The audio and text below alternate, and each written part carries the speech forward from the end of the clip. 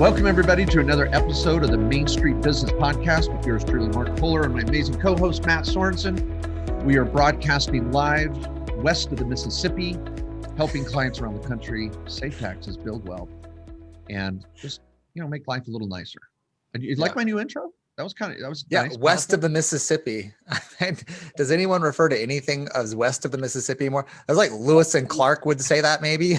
Who says that anymore? Well, okay, fair enough. I was reading Stephen Ambrose, for some of you that go, okay, Mark Kohler could quote Dumb and Dumber and read Stephen Ambrose. I'm a Renaissance. I can do it all. Mm-hmm. Yeah. So I can relate to the most stupid people on the planet and hopefully some of the smarter ones. But anyway, Stephen Ambrose wrote the book about Lewis and Clark's Undaunted Courage. Have you read it, man? No. Sounds like a winner, though. Really good. Really good. Yeah. Anyway, so Matt's broadcasting live out of Phoenix. I'm over here in Idaho. Last week I was in California. We've got offices in 4 states, but help clients around the country. And today is a big topic. It's a really good topic. Matt, you want to lay it out? Yeah, baby. We're talking about something actually that's been in the news. Donald Trump's been getting a lot of crap for this. It was probably the biggest tax strategy revealed and why Donald Trump doesn't pay any taxes. And so we're going to talk about it. We're going to talk about how rental real estate losses can offset your other income. It's a huge topic. It doesn't, whether you're Donald Trump with a massive hotel offsetting your, income from, what was his show? The Apprentice, or whether you're, have a day job in corporate America and you got a single family rental, it's the same tax strategy. There's just different zeros on the end of it. So we're going to hit this for everybody, learn how to use it, big or small. Yeah, I love it. And a couple thoughts. We are coming to you via iTunes, Spotify, Stitcher, and YouTube. There's a good chance I'd like to use a whiteboard. It'll be a paper one. I don't know, maybe but I'm going to do my best to just explain it for the virtual audience listening only. So I'm going to stay away from the whiteboard. For those that have been to, I've got online workshops. I've got next month's, November's. Yes, next month on Friday and Saturday, the 5th and 6th, I believe, my basic and advanced workshop where I go for 2 days on a lot of these strategies. Very affordable on Zoom. Get over to markjkohler.com if you want to sign up for that. But that's where I like to use the whiteboard. So I'm going to have to hold myself back. But in my book, the Tax and Legal Playbook, I don't have one here on the desk, but this is a whole chapter. It is one of our top 10. So when people come to us and go, I need to save taxes, this is one of our really, really important strategies that we talk about. And it can be used in a lot of different scenarios. So were you looking for a book of mine? Is that what you're I've got it in my office somewhere. I mean, that's a reference tool, You see all these books over here on the bookshelf over there, old school law books. Those are for show. The Tax and Legal Playbook's the one I actually use, Yeah. If you go over to those books, if you're in Matt's office, you'll open them up and they've been, the guts have been cut out so you can hide guns, cash, gold bullion, all those fake books on a bookshelf. Yeah. I've always wanted some of those. Yep. Thanks for letting the secret out, but there you go. All right. Okay. So where do we start? Let's do a little outline. Should we do an outline of what we want to cover? Yeah, and let's talk about let's hit an outline and then just hit the general strategy, I think. Okay. All right. So that's number 1. We'll hit the general strategy. Okay. Number 2, I want to talk about your classification as a real estate investor. And there's 3 of them: active, passive, and real estate professional, and what those mean and why you need to know them and why most accountants don't understand them. Very, very important. Third, what would you like to do third? I'll throw it back at you. Well, let's talk about rental income losses versus, let's talk about how you can use against other properties, maybe. Like I've got multiple properties. And I think that'll come out in the classifications. Yeah, I think that'll come out in the classifications. Okay. But I like where you were going. We'll say number 3 will be real estate losses versus stock losses. Can they play with each other friendly in the sandbox? And then number 4, I think we need to talk about real estate losses when it comes to your retirement accounts. And then you know what? I say we reserve a couple extra topics for whatever the heck we want to bring this together, so you guys feel informed. Now, next week, by the way, freestyle at the end. Yeah, freestyle. Next week, our podcast is the Open Forum, which we do every 3 weeks.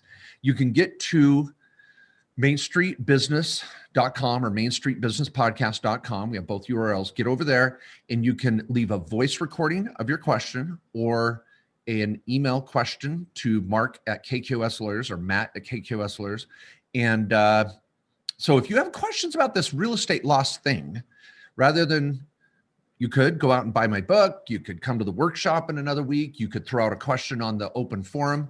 We want to make sure you get answers. And probably one of the best is you may need a consultation. And I guess, Matt, we should probably touch on the political environment right now.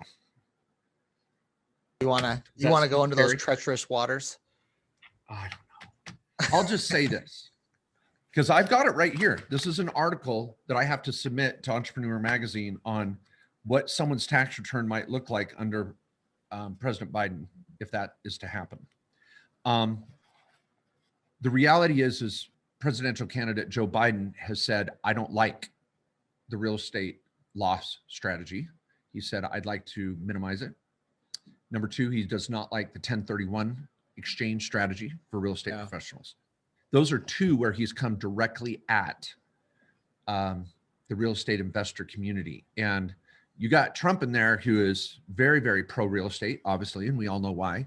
So I'm not going to talk about their other personality traits, good or bad or whatever, but I'm just saying, if you're solely making a decision on your voting preference based on taxes, it's clear cut. So you got to decide if you're up for paying more taxes. Yeah, there's plenty of reasons not to like Trump, but I think the tax stuff for most business owners and investors is way far in favor of Trump over Biden. So there's no, it's not even close. Yeah. And I love the black rapper 50 Cent this week that came out and said, there was an article where our podcast was quoted in the art. Well, we did a Facebook Live video that was in the article on 50 Cent, which we were honored to be there because we explained the situation quite well for the average listener or viewer. Yeah. And 50 Cent says, I don't want to be 30 Cent. So what are you guys, all crazy? I don't like, he goes, I don't like Trump either, but I'm talking, there's an economic thing going on here. And so that was his take. So we'll leave it at that. We don't want to piss off anybody that's a Trump or Biden fan. We try to be non-denominational or nonpartisan in the political arena. We can joke around that. Okay, so let's just jump into it. Matt, tell us, do you want to describe the general strategy, and then I'll give my color commentary on how I would say the general strategy. Yeah, so the general strategy is when you have rental real estate, you're going to have rental income, obviously. You're going to have your expenses, your mortgage interest, expenses on the property, all that stuff. You're also going to have a depreciation expense. And so that's where you're taking a piece of the cost of the property in over 27 and a half years for residential. And, you're taking a piece of that, and it's an expense every year against your income. Well, the nice thing about that is you can be cash flowing a property, like money in your pocket as you're owning this rental property, but you're getting a tax loss. It's like, I'm making money. The property's going up in value. I've got cash flow. I've paid down the debt. Sweet deal, right? These are all the awesome things of rental real estate. And when it comes to my tax return, I got a loss. Now, what are we going to do with that loss? Okay. How can I use it? Now, this is where the strategy comes in. Is it usable? And that's topic. And that's topic 2 is how you categorize yourself dictates how you're going to get to use that loss. But again, I'm going to take another stab at that general principle. And I love the way you went there, Matt. I was going to do it myself. Some people talk about the trifecta or whatever. I have the trifecta for asset protection planning, but this is the quadrifecta. What do you call it? A home run? Or the quad? Four banger, whatever, four, whatever. It's good. I'm getting a home run. I'm going all around the field. 4x4. Yeah. Like the 4x4. Yeah. At In-N-Out Burger. Here's the 4 benefits very, very clearly. Let me reiterate these people. And Matt just said them quickly, and that was good, but I'm going to say them again. Cash flow that you wouldn't have received otherwise. So the property is actually cash flowing. The tenant is paying down the mortgage for you. which is creating equity in and of itself. Third, the property is appreciating in value, which over time has always outperformed Wall Street with all the ups and downs. Dirt, you can't lose dirt. You can lose a stock, but you're not going to lose dirt. And if this is not a property you're going to hold 3 years, you might hold it 7, 10, or 15, but you're going to get that appreciation. Just got to be patient. This is not a fix and flip like Chip and Joanna. And then number 4, you get the tax write-off. So tax write-off, appreciation, cash flow, and mortgage reduction. Those are the big 4. And if you hit a rental properly, you're going to see a little benefit in all 4, and sometimes off the chart benefit with all 4, where you're getting 50, 60% ROIs on your original investment. That's why people buy real estate. It's a good investment, let alone the tax benefit. Yep. All right. That's the principle. Yeah. And I think those are the easy ones to capture is cool. I've seen some appreciation. I got money in the bank from the cash flow. I owe the bank less money when it's paid down. But the last one requires a whole podcast episode of how do I use that damn loss? Can I use it or not? And is it going to help me? Can I get it over my other income? And you know what? I think I came up with number 2, and then we'll bump the 3 classifications to number 3. Number 2 is let's talk to the naysayers for a moment. Is there risk with rentals? Absolutely. You kind of you got to figure it out and get your crap together and do some education. You don't learn this in high school. You don't learn it in college. So there's some street smart education that has to occur. And some people think of rentals as a single family home. And if they call me, I got to go over and plunge their toilet. And no, rental property can be storage units, duplexes, college housing, low income housing, commercial buildings. Look at what Trump do. He's not buying single family homes. Trump's buying apartment buildings and commercial buildings and hotels. Same principle. And so, but we like our clients to start off with the little base hits. Let's just get a single family home down the street, figure it out. You don't have to be the property manager, but we know there's risk. We know there's a learning curve. We get that. But I'll say this, 90% of our wealthy clients, they all own a little bit of real estate. For sure. Man, you've said the wealth. What have you said about wealth in America? Well, I mean, there's if you think about it, there's really 3 ways to have wealth in America. Business ownership, you own your own business or company. Real assets like real property, which is created more wealth than anything. And paper assets like stocks and mutual funds, which really is created from saving and then investing and growing it. But real estate's such a huge category. Mark and I buy rentals ourselves, invest in real estate. And so as I was kind of like a newer lawyer, I was always doing estate plans, and I would look at clients and, I'd look at someone, they'd kind of had made $100,000 a year, maybe their spouse made $50,000 a year. And then I come into their estate plan. I'm like, wow, you guys got $3 million in assets. Good job. How did you do that? And it was like, they bought their house and paid it off. They bought some rentals. They maxed out their retirement accounts. And it was just these easy base hits that they did that over time, they did it for 30 years. It's like, you've got a bunch of assets now and you're going to have a pretty great retirement. Even though they're just kind of the millionaire next door type thing, So, and it's not a get rich quick scheme. I've said it before, and I'll just say it quickly here. When I first got married, we're going on 28 years now of marriage. My mom and dad said, "Hey, we'll give you some money for a honeymoon and a little trip and all this, or we'll help you with the down payment and let's buy this little duplex that needs some work." And it was tough. We're looking at tropical island, paradise, 10 days, honeymoon, or a rental property that needs some work, but we were going to live in it as well. And luckily there was a little coercion as well, don't be an idiot. And then my dad, and then, so we bought the house.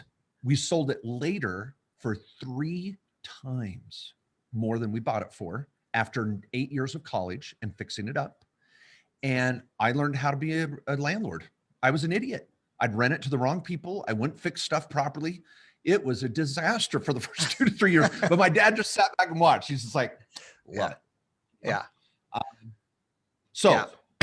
Okay. 3 categories, Matt. You want to lay them out? Yeah. Let's hit let's go from worst to best. All right. So the worst, passive. Okay. We don't want you to be passive. Passive means you're not going to be able to take that loss over to your regular income, whether you're a small business owner, you got a W-2 somewhere, working spouse, whatever it is.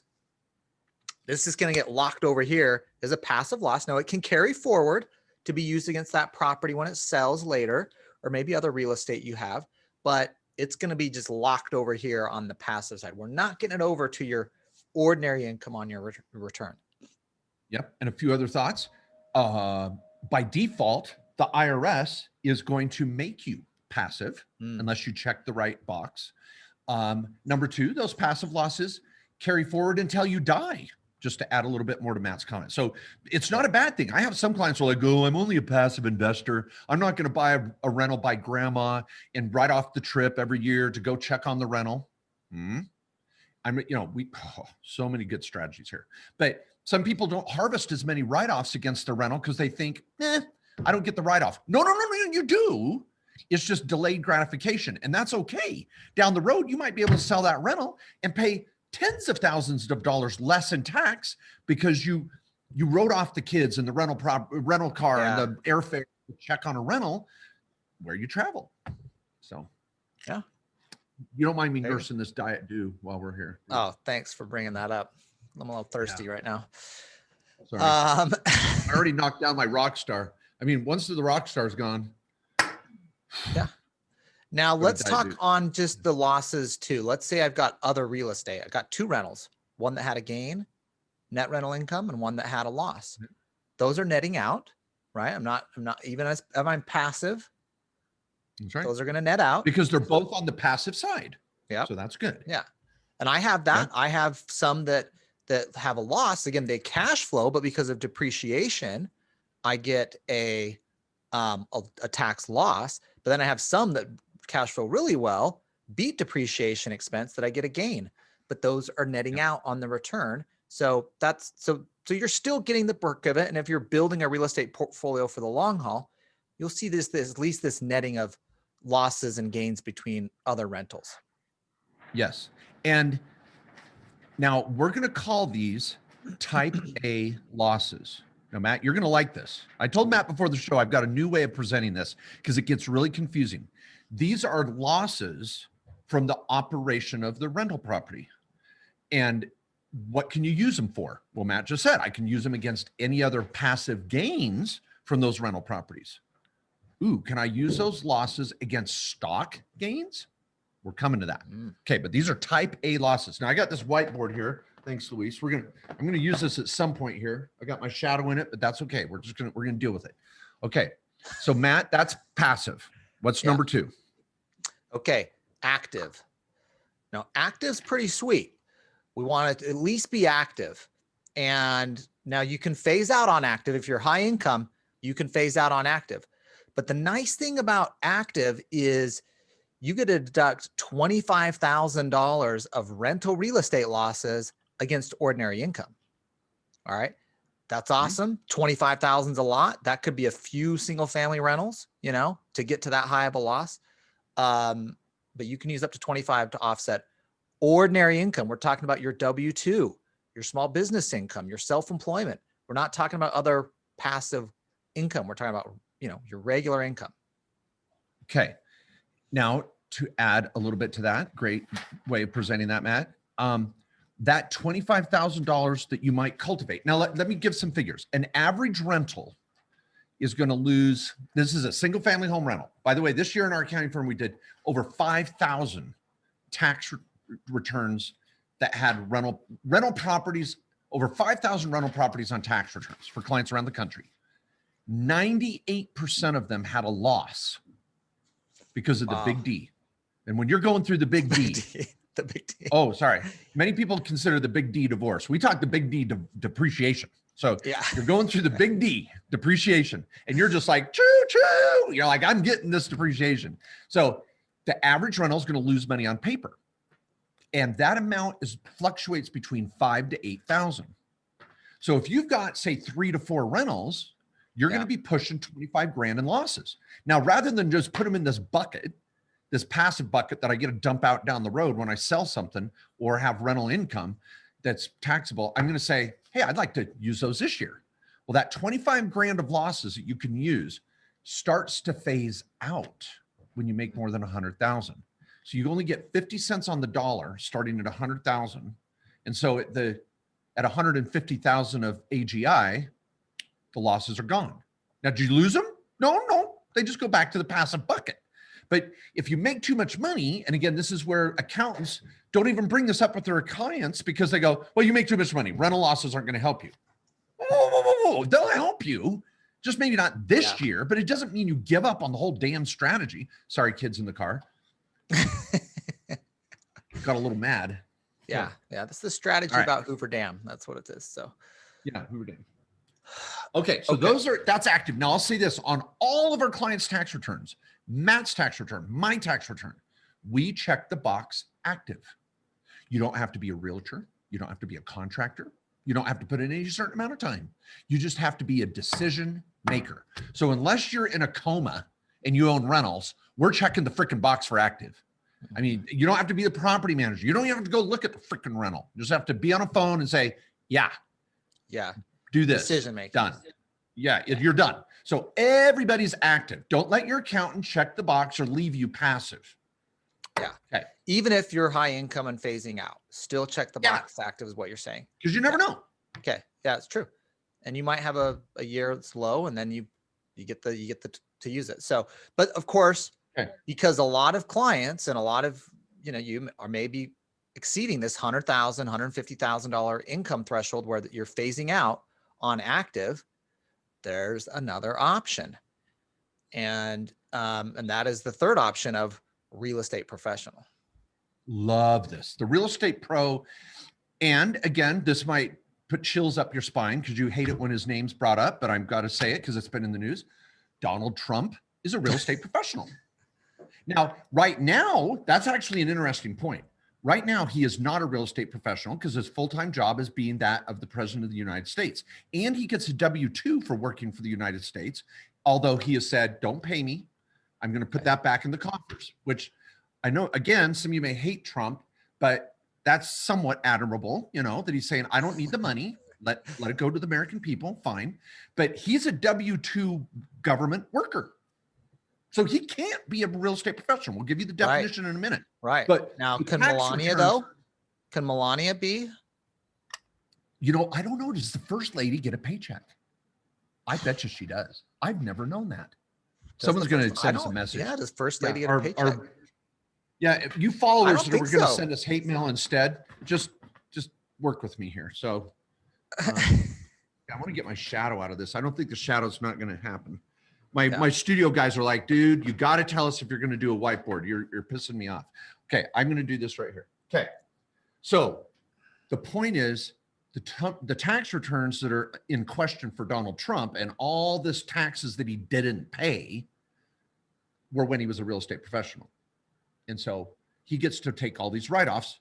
And when you're a real estate professional, there's no income limit. So this 150 grand thing is gone. So if you qualify as a real estate professional, all those rental losses from a single family home, no matter what your income is, or an apartment building or a hotel or whatever it is, you can use those losses against your day job, a W-2, yada, yada. Okay, Matt, what are the qualifications? I'm not going to write those on the board. So as Mark said, you have to spend majority of your time in the real property business. Okay. And then you must spend at least 750 hours or more in essentially real estate business, being real estate professional. So that's where Trump can't say, well, the majority of my time is spent in the real estate business. Yeah, you're president of the United States. It's not. You can't. And that's where some people get caught up is they'll say they have a day job and like, well, I'm hitting the 750 hours.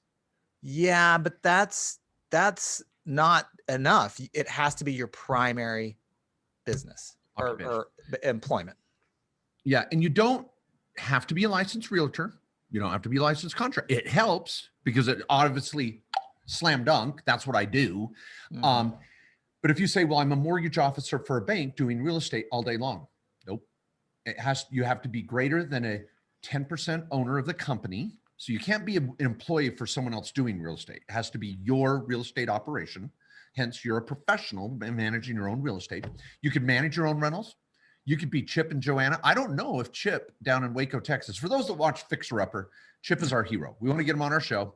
Chip comes in and does the demo. Then Joanna with her brand Magnolia comes in and makes the house look pretty. But Chip's the real, we believe in Chip. But is Chip a realtor? I don't know.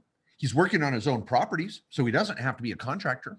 He probably is a contractor. I apologize, Chip, we didn't know that. But you don't have to be. You just have to say, my day job is doing real estate. Now, here's the cool part. I'm going to stick with Chip and Joanna. If your spouse qualifies as a real estate professional, you both qualify. So you can say, well, I make too much money. I'm a pharmacist. I'm an engineer. Day job, corporate America. But if your spouse is a real estate professional, all those rental losses that we just talked about, deductible against your W-2. So Joanne, who is it Joanna or Joanne? I think it's Joanna. Joanna, yeah, you got it. Yeah, Joanna, her brand is Magnolia. I think if I was the IRS, I would argue that she is in retail more than she is in real estate because her brand is everywhere. So at Target, it's just taken over. Martha Stewart, see you later. Magnolia's in. So Joanna's profession is that of retail product. Well, she happens to be married to Chip.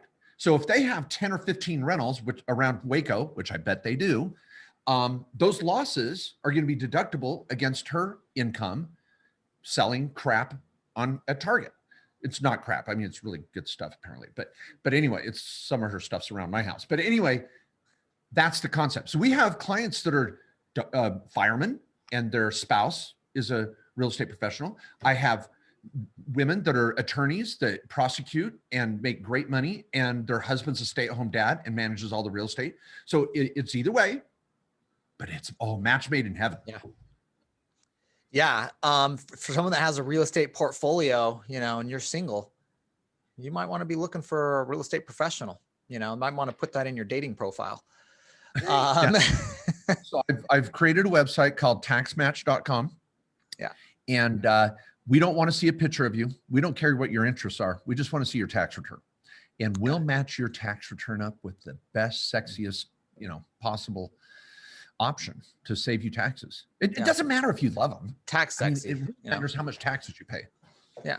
Right. And so, but here, let's hit this again on real estate professional. I thought that was kind of funny, Matt. I didn't even get a snicker out of you on that one. Oh, I missed the end punchline. I mean, I was trying to say tax sexy to try and save you from, something. So it's like tax sexy. I think you heard the punchline. It just wasn't funny. So, all right.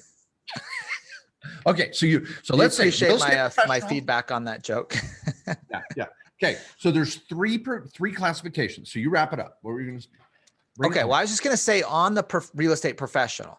So let's say that, let's say you've got husband and wife, one of you has a day job essentially, or you have a small business that's not real estate.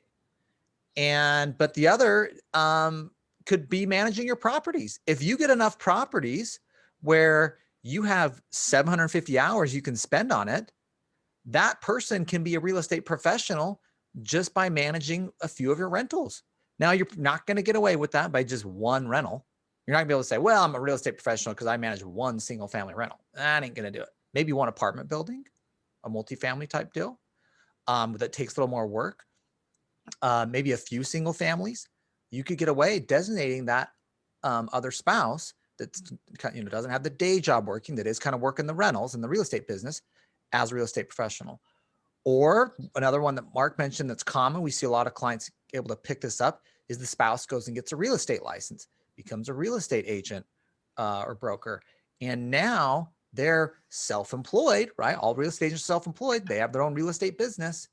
Now, all these real estate losses are going to come and offset the other spouse's W-2 or small business income that has nothing to do with real estate. And we've got some huge tax savings that can occur. Good. All right. I love it. So that's the Great three. summary. Real estate professional. Yep. We love it. Unlimited, no income phase outs. You just got to meet the test. active, gives you 25,000. You at least want to be active. All you got to do is have, some participation in it. Mark said, as Mark mentioned, it's very minimal, but you phase out. And then passive is better than nothing. But remember, your losses, even if you don't use them, get a carry forward, or they can at least go against your other real estate gains that you may have. All right. Okay. I love it. Now, I'm preparing, for those that are watching on YouTube, I'm preparing a little whiteboard that with that squeaky pen, the Sharpie king size. Yeah, it's a good year. It's a nice hit there. I want to get this podcast really rolling. So, a good whiff of a Sharpie can always make the day a little. Oh, perk you up, huh? Okay. Yeah, but that's it. That's it, kids. Just one snip. Okay, now before we get into this, I want to give just let's step back and take a breath. What's the strategy? What we tell clients all the time is just be open to real estate. If you don't own rental real estate right now, just change your mindset a little bit. I'm not telling you to go out and rush and spend thousands of dollars of hard-earned money on something you know very little about. Just start learning about it. Pick up a couple books, make a goal. Matt and I talk about the strategic plan every year for your 10-year plan. If you meet with one of our tax attorneys, we're going to ask you, what's your 10-year plan? What are you doing? And one of those is, we'd like you to consider buying one rental property a year or part thereof. If I buy a rental with Matt every year, other year, I'm meeting my goal. I didn't have to own it 100%, but I'm in the mix. And it could be commercial. It could be a third-party rental, residential, whatever. Just start learning. Now, the beauty is 3 to 5 years out, you've got 3 to 5 rentals. There's some synergy. You may be single now, married then. You got the right spouse that has some real estate experience, or you're married now and one of the spouses decides, you know what, I'm going part-time. Let's manage this real estate. Yeah. So we're not telling anyone quit your job today. We're not. This is what wealthy people do. They keep their eyes open. Matt, would you add to that at all? I don't know. Yeah, I mean, this is one where it takes a little strategy, but if you've got a real estate portfolio and you start accumulating properties, you're going to start seeing this on your 1040. You're going to see this bucket of losses building up over here. And again, these are great properties. They may be cash flowing money in your pocket. They're appreciating. The mortgage is getting paid down. Like, you love it, but you get this bucket of tax losses building up over here. Meanwhile, you've got your ordinary income that you're getting crushed paying taxes on. And so figuring that out on how to move these losses over here is just take some strategy and some planning here. It doesn't work for everybody, but there's a lot of clients that can figure out a way to get to real estate professional and really start maximizing this, particularly if you're married, because now we can work with a spouse possibly and trying to figure out how to do this. I love it. Well, I'm not kidding when I say this. This little diagram I just created, I've had this in my head, and sometimes it just takes teaching it over and over again until it clicks on a better way of explaining it. Matt, this may be a diagram in my next book. I'm not kidding. Wait till you see this. All okay. Right. Matt, have you ever seen this diagram? No, this is a newbie. I mean, I've seen all the Mark Kohler greatest hits in terms of diagrams, but this is a new one. This is his latest. This is like Michael Jackson going out and pulling off the moonwalk on the David, it's like on the night show, the late night show. And everybody's like, oh my gosh, what's that move? No one's ever seen it. This could be the moonwalk right here. Right. You put the bar pretty hard, pretty high there. Okay. For you tax geeks out there, this is the moonwalk. All right. So here's the deal. Here's what I've diagrammed for everybody here. Now, by the way, if you're catching this on podcast, please, when you get a minute on your phone or at home, get on YouTube and just type Main Street Business. And if you have to, type in the word Sorensen or Kohler.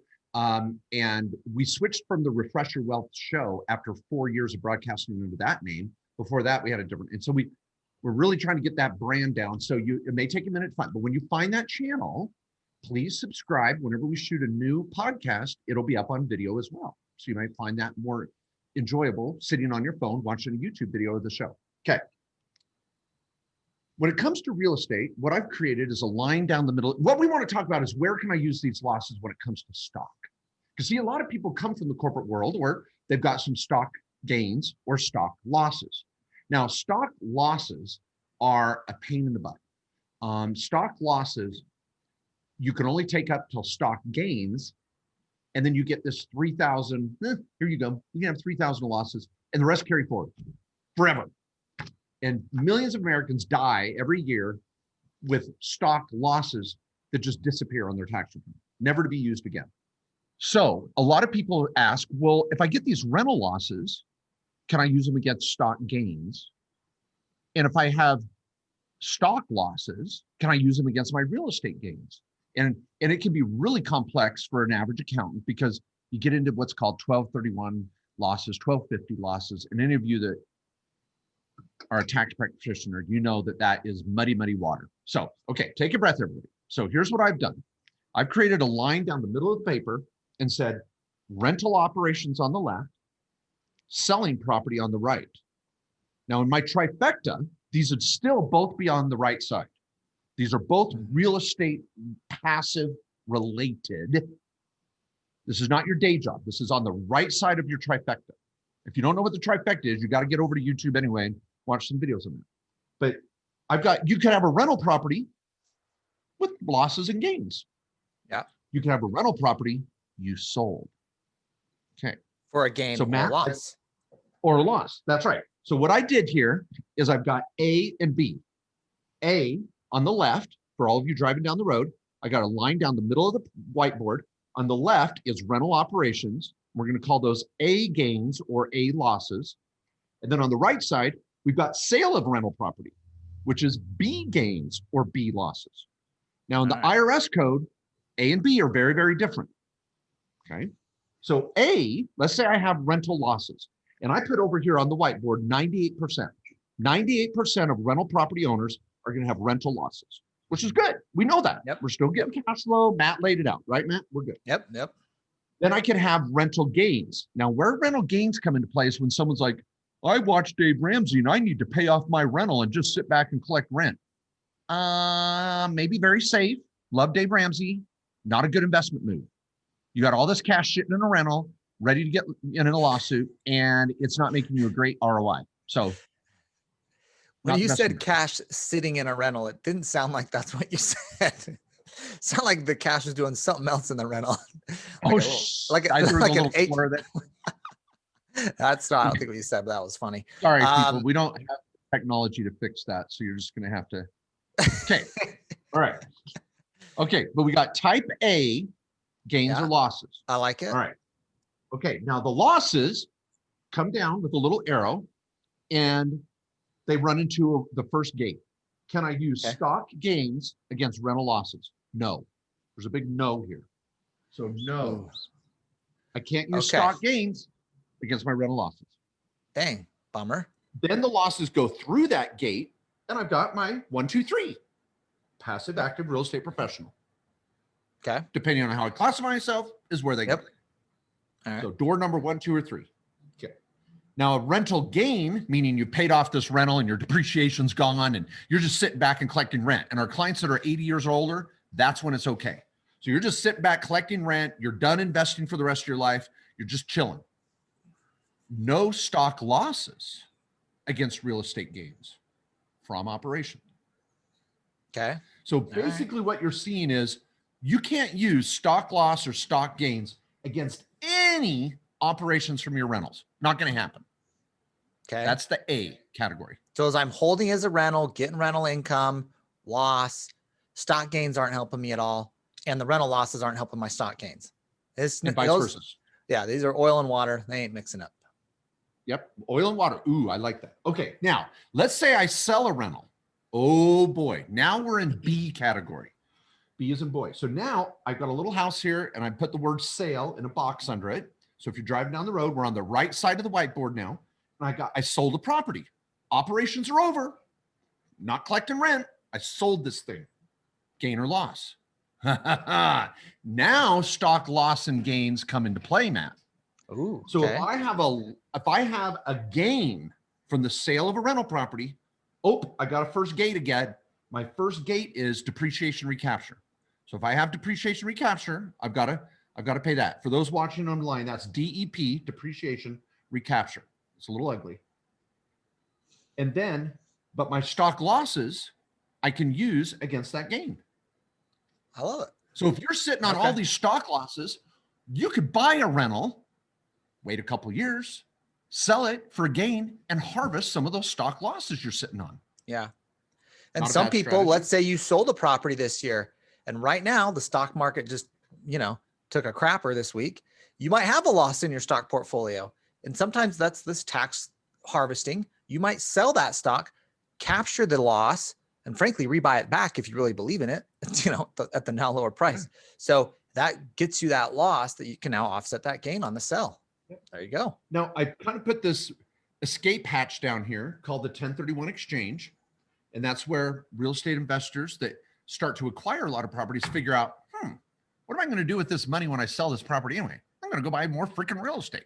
So they sell a property and go buy another one or two or three of equal or greater value. And I kick that tax down the road forever.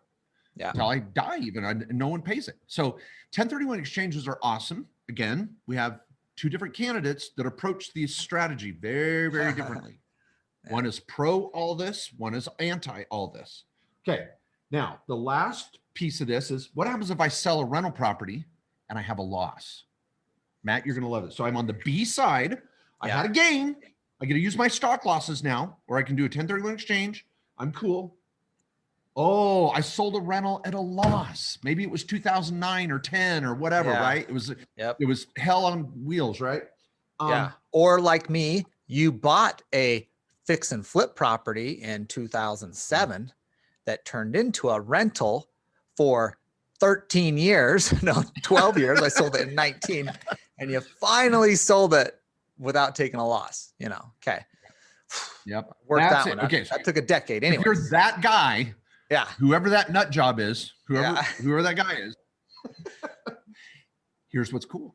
The loss from a rental property can be used against any income. Your day job, K1s, stock gains, other real estate gains. So when you sell a rental, you don't even have to be a real estate professional. You can use it against any other income. Sweet, huh? I like that. And there we go. Nice. A and B. And a river runs through it, baby. Yeah. So in the sell scenario, we got some options. We get some tax planning over there with the stock. As I'm holding it as just a rental year to year, I'm just doing the regular stuff we talked about. Am I passive, active, real estate professional? Whatever I'm doing on the stock side of things, it ain't mixing in here. All right. So I had one last issue to hit on all this loss stuff with rental real estate.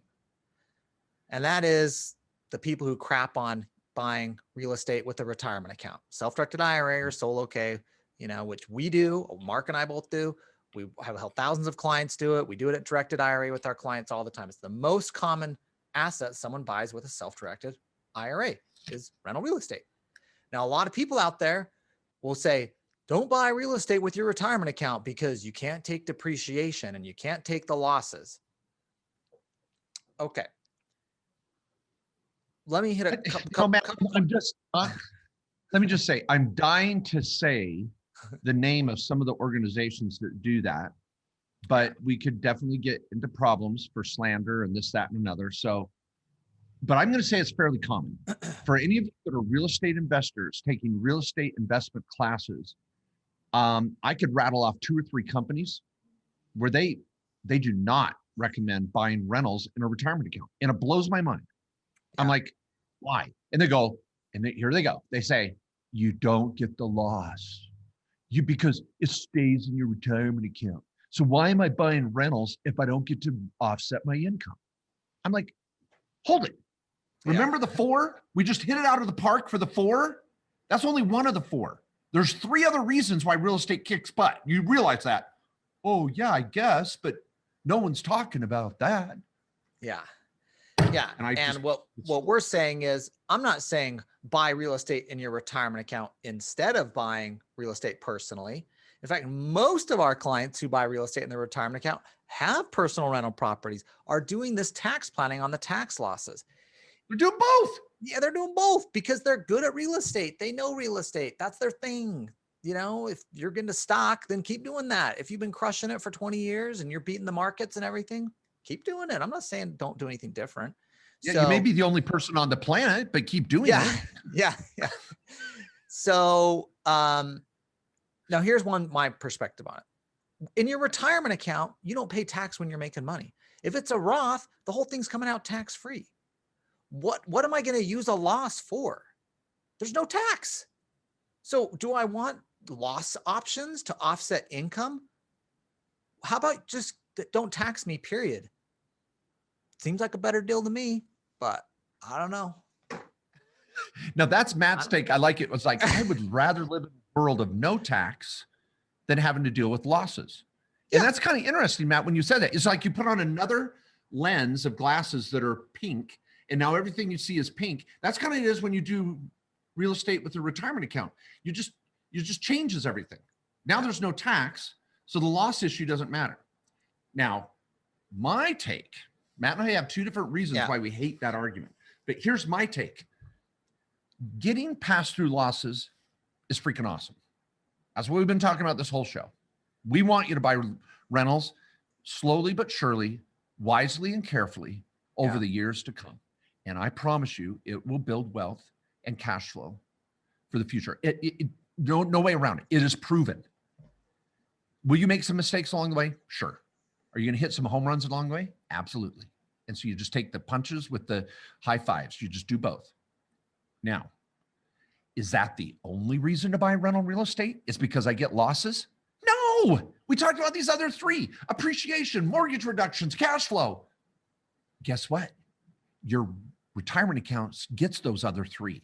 And just pretty much freaking all the time, those three benefits are a lot more than your 8% freaking mutual fund sitting in your 401k or IRA.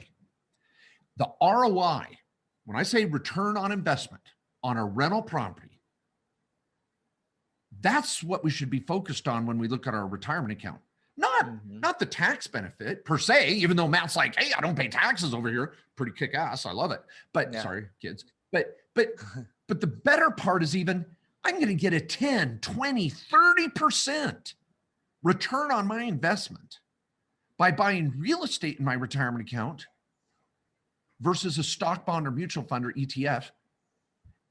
And you don't even bring up the tax loss thing. Yeah. So buy what makes money. Yeah. Most people have money in a retirement account and they want to have more money when they hit retirement age. Yep. It's all about the returns. What do you care about stock losses for or losses? Just we worry about returns and having the biggest account possible when you hit retirement. If that can happen with real estate, because that's your thing and that's what you're good at, you feel more confident about it than the market, go that direction. Don't worry about you don't get the tax losses in your retirement account. That's not the reason we're thinking about this. Yeah. All right. That's all I had. Glad I got that off my chest. Yeah. Geez. I really don't have much more except when this topic comes up, if you start to hear sales pitches for words like cost segregation or bonus depreciation or turnkey rentals where you don't even show up and look at it, you're just buy this, sort of thing. Look, if you didn't hear it on our show, be a little careful. We really do look out. I know that sounds cliche, but we really do look out for our clients. We're not perfect. Some of our staff screws up. I screw up. We're not perfect all the time, but all in all, we're trying to make sure our clients don't step into a quagmire. And so please set up a consult with a couple of different accountants, get a couple different opinions. I'll go head to head with anyone on these topics and just debate them. It's not a perfect fit for everybody, but it is a perfect fit for a lot of people. So be open to it. I think it's just, I'm buying rentals. Matt and I, we're looking at one right now. You know, we're looking at rentals all the time, and we wish we could buy one a year. Oh, I do have one last tip. If you're looking to buy a rental, who's your best tenant? Who's going to be the best tenant you would ever want? Not your mom, not your kids. It's you. So if you have an operational business, one of your first places to buy a rental is your own building, your own unit, your own condo, your own whatever. I don't care if it's a shack. If you're renting something from someone for your business, turn that on its head and start buying a property that could appreciate and pay down the mortgage and get a write-off for that interest that your landlord's getting and you're not. Anyway. Makes a lot of sense to me. All right. Well, thanks everyone for tuning into this. Hope you learned something. And I know we got a little tax nerdy there for a little bit. Mark has a dandy diagram. Make sure you get to YouTube if you want to see the diagram. It is actually pretty cool. And please give us a 5-star review. Our reviews have finally showed up from our Refresh Your Wealth podcast. They got merged over, but we still would love to see a 5-star review from you if you like this show. And I think if you're still listening by now, I hate to tell you, you kind of like it. So maybe give us a review. We're growing on you. So next week is open forum, people. Don't forget. Yeah. Also, my workshop is in a week, 2-day workshop, $300-400, couple days recorded with a workbook, lots of Q&A, Zoom call where you're networking with others around the country. I think you'd love it. Make your significant other, spouse, or business partner or children watch it with you. And we're not going anywhere. Also, if you're into this self-directed IRA stuff and buying real estate and your IRA just blew your brain, please go to your listening portal, whatever you're using, and type the word self-directed IRA podcast or directed IRA podcast. Matt and I have started a new podcast there just for that topic alone, and you can binge listen to a bunch of good stuff there. Yeah. We already got 4 episodes in for the directed IRA podcast. So thanks everyone.